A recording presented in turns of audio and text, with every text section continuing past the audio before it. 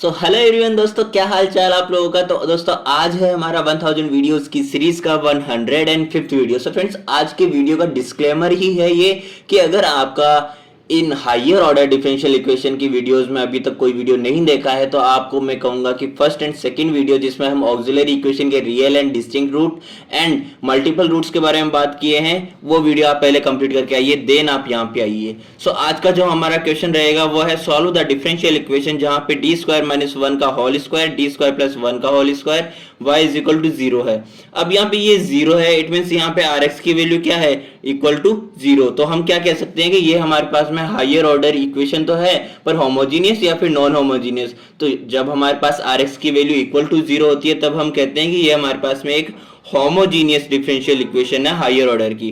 ठीक है, अब यहाँ पे मैं फर्स्ट ऑफ ऑल तो बात करूंगा कि यहाँ पे d किसको रिप्रेजेंट कर रहा है। तो d means d by D x, it means differential operator. तो मैं यहाँ पे इसको ओपन करके लिखने में कोई इंटरेस्टेड नहीं हूं, जस्ट बिकॉज आप ध्यान से देखिएगा कि अगर मैं यहाँ पे d बाई डी एक्स रख देता हूँ एंड y को अंदर मल्टीप्लाई कर देता हूँ और इसको ओपन करने के बाद मेरे पास फाइनली यही इक्वेशन आएगी जिसको मुझे वापस से समराइज करना पड़ेगा, जस्ट बिकॉज ऑफ मैं यहाँ पे ऑक्सिलरी इक्वेशन के रूट्स फाइंड आउट करना चाहता हूँ। तो मैं इसको वापस से मेहनत नहीं करूंगा। यहाँ पे हम क्या करेंगे, सिंपली कि हमें y की जगह पे e to the power mx put करना होता है जो कि इसका एक सॉल्यूशन है। ठीक है, तो यहाँ पे जब हमारे पास y is equal to e to the power mx रखेंगे हम, तो हमें इसका D square and D square again यहाँ पे 2 बार डिफरेंशियल है तो हमें इसका डिफरेंशियल निकालना पड़ेगा जो कि हम इसकी जगह पे पुट करने वाले हैं। तो dy बाई डी एक्स जब हम निकालेंगे फर्स्ट डिफरेंशियल ऑफ y तो m e to the power mx आ जाएगा।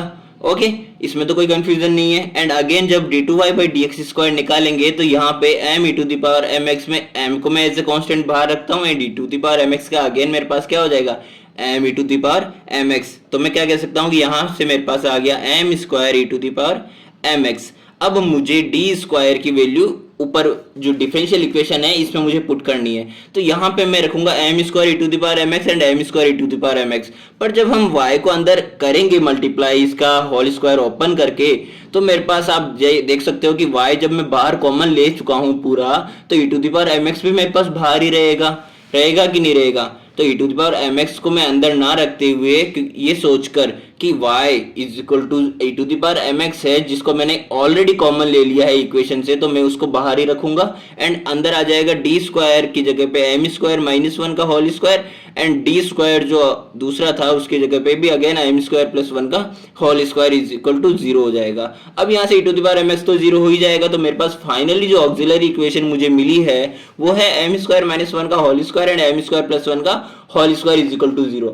सो ये हमारा जो है केस थर्ड वीडियो है जिसमें हम बात करने वाले हैं कि जब हमारे पास मल्टीपल एंड इमेजिनरी रूट्स होते हैं ऑक्सिलरी इक्वेशन के तब हम इसका सॉल्यूशन किस तरह से लिखते हैं, डिफरेंशियल इक्वेशन को किस तरह से रिप्रेजेंट करते हैं। सो m स्क्वायर माइनस 1 है तो इसके रूट्स देखो, पहली बात तो अगर मैं m स्क्वायर माइनस 1 को सॉल्व कर रहा हूं तो m इज इक्वल टू क्या होंगे, प्लस माइनस 1। पर यहाँ पे m स्क्वायर माइनस 1 का होल स्क्वायर है, इट मीन्स ये जो है ये भी 2 टाइम्स है एज इट इज। अगर मैं m स्क्वायर प्लस 1 को सॉल्व कर रहा हूं इज इक्वल टू 0 लेके तो m square is equal to यहाँ पे माइनस 1 आ जाएगा। तो m is equal to root of minus 1 क्या होता है, आयोटा होता है, जो कि स्क्वायर के कारण प्लस माइनस आयोटा हो जाएगा। ठीक है, पर ये जो प्लस माइनस आयोटा है ये भी इस स्क्वायर के कारण क्या है, 2 टाइम्स है। तो मेरे पास में टोटल कितने रूट्स आए यहाँ पे, plus minus 1 plus minus iota, ये तो कितने हुए, 4 रूट हुए। पर 4 का हमें 2 टाइम्स करना है तो 4 इंटू 2 8 रूट्स आ गए हमारे पास। अब इन 8 रूट्स को लेके हम कैसे डिफरेंशियल इक्वेशन का सॉल्यूशन करते हैं जब हमारे पास हायर ऑर्डर डिफरेंशियल इक्वेशन होती है, आइए बताते हैं। तो जैसा कि मैंने लास्ट पेज भी बताया हमारे पास में 1 2 3 4 5 6 7 8 टोटल 8 रूट्स आ चुके हैं यहाँ पे, plus minus 1 2 times and plus minus iota 2 times. जिसको मैं अगर कहना चाहूं तो यहाँ से आयोटा मीन्स क्या है कि इसका जो रियल पार्ट है वो 0 है, इट मीन्स 0 प्लस आयोटा है। तो 0 प्लस माइनस आयोटा जो होगा उसमें एक तो प्लस आयोटा होगा, एक तो प्लस आयोटा होगा, एक माइनस आयोटा होगा, बट वो भी क्या है, 2 टाइम्स है। तो ये एक है, ये अगेन एक हो गया जिसका हमने कहा क्या, 2 टाइम्स है। ठीक है, तो यहाँ पे रियल पार्ट 0 है, ओनली इमेजिनरी पार्ट है। तो इसके लिए हम कैसे लिखेंगे, सो फर्स्ट ऑफ ऑल मैं एक सिंपल एग्जांपल से बताऊंगा कि इसको आप कैसे प्रोसीड कर सकते हो। तो हमारे पास मान के चलिए जो m है इसके रूट्स है 1 प्लस माइनस आयोटा, जहां पे इसका रियल पार्ट है 1 एंड आयोटा जो इसका इमेजिनरी पार्ट है इसका कोफिशिएंट क्या है 1 है। तो हम इसका सॉल्यूशन कैसे लिख सकते हैं कि y is equal to e to the power real part जो x का कोफिशिएंट होगा पावर में and c1 cos imaginary part जो कि आयोटा का कोफिशिएंट होगा x में, ठीक है, as it is c1 cos imaginary x plus c2 sin imaginary x, imaginary यहाँ पे भी अगेन आयोटा का क्या होगा कोफिशिएंट होगा। तो अब देखिए यहाँ पे मेरे पास रियल पार्ट 1 है तो e to the power 1x यानी कि e to the power x हो गया एंड c1 cos आयोटा का क्या है कोफिशिएंट 1 है तो cos x प्लस में c2 sin x हो गया। अब ये तो कब था जब हमारे पास में ये रिपीटेड नहीं है, ये वन टाइम ही है, बट अगर ये 2 टाइम्स हो जाए तो मैं क्या कहूंगा कि c1 प्लस x c2 आ जाएगा यहाँ पे c1 की जगह पे, और ये मेरे पास एज इट इज रहेगा क्योंकि मेरे पास अगेन यहाँ पे आयोटा की कोफिशिएंट तो मेरे पास 1 ही है ना, एंड यहाँ पे भी c2 की जगह पे क्या आ जाएगा, यहाँ पे जब मेरे पास c1 प्लस में x c2 आएगा तो यहाँ पे c3 प्लस x c4 आ जाएगा, ठीक है।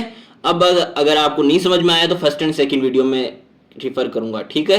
तो देखिए यहां से हम हमारे क्वेश्चन पे आ जाते हैं वापस से। तो क्वेश्चन में हमारे पास में m is equal to 0 plus minus iota है 2 टाइम्स एंड प्लस माइनस 1 है 2 टाइम्स। तो यहाँ पे प्लस माइनस 1 2 टाइम्स है जिसके लिए तो मैंने आपको ऑलरेडी बता दिया है, और यहां से भी आप देखेंगे कि आपके पास में अगर इमेजिनरी पार्ट है ही नहीं तो आपके पास में क्या होगा c1 e to the power real x, यानी कि यहाँ पे c1 प्लस x c2 क्यों हुआ क्योंकि ये 2 टाइम्स है, बट अगर ये एक ही टाइम होता तो हमारे पास 1 के लिए हम क्या लिखते e to the power x, ठीक है, बट ये 2 टाइम्स है तो c1 plus x c2 e to the power x हो गया and again c3 plus x c4 क्यों लिखा क्योंकि माइनस 1 क्या है 2 टाइम्स है and e to the power minus x हो गया। तो ये तो हमारे पास आ गया रियल पार्ट के लिए, बट हम इमेजिनरी पार्ट का भी लिखेंगे तो 0 प्लस माइनस आयोटा 2 टाइम्स है तो 0 क्या है रियल पार्ट जो कि e टू द पावर में आएगा e to the power 0x यानी कि ये तो 1 ही हो गया। एंड अगर हम अंदर की बात करते हैं तो यहाँ पे आएगा 2 टाइम्स के कारण c5 plus x c6 and cos में आयोटा का कोफिशिएंट यानी कि 1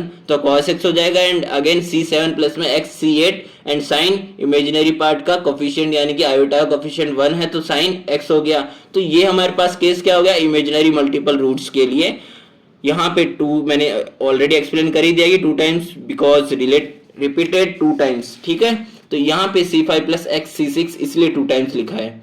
अब देखिए तो यहाँ से मैं इसको वापस से नीचे लिख के लिखता हूँ तो यहाँ पे मेरे पास आ गया c1 plus x c2 e to the power x plus में c3 plus x c4 e to the power minus x and ये हमने अगेन लिख दिया। तो यहाँ से मैं जब इसको सॉल्व करूंगा तो ये तो 1 हो ही जाएगा। तो फाइनली मेरे पास में ये इक्वेशन निकल के आएगी जिसके लिए मैं क्या कह सकता हूँ कि c1 c2 c3 c4 c5 c6 c7 c8 जो मेरे पास है वो क्या है आर्बिट्ररी कांस्टेंट्स है। तो ये था हमारा आज का सॉल्यूशन, मिलते हैं हमारे नेक्स्ट वीडियो में।